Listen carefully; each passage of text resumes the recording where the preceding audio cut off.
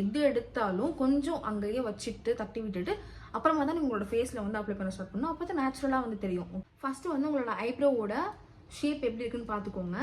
First ப்ராடக்ட்டை எடுத்ததுமே first கொஞ்சம் தட்டிட்டிங்களா, தட்டினதுக்கப்புறம் உங்களுக்கு எங்கே முடி வந்து அதிகமாக இருக்கோ அங்கே தான் நீங்கள் வந்து ப்ராடக்ட்டை வைக்க ஸ்டார்ட் பண்ணணும். ஓகேவா? அப்படியே வச்சுட்டே வரும்போது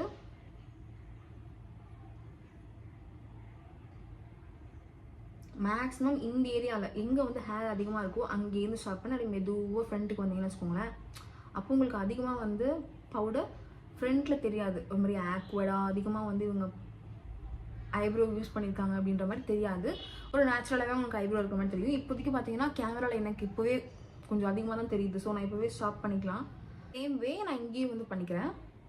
ஸோ இப்போ வந்து 2 பக்கமுமே நான் ஐப்ரோஸ் வந்து போட்டுட்டேன். மேபி உங்களுக்கு இப்போ கொஞ்சம் அடிக்கிற மாதிரி தெரியலாம். அதுக்கப்புறம் மாய்ஸ்சரைசர்லாம் போட்டதுக்கப்புறம் ஓகே ஆகிடும். அதனால தான் நான் வந்து எப்போவுமே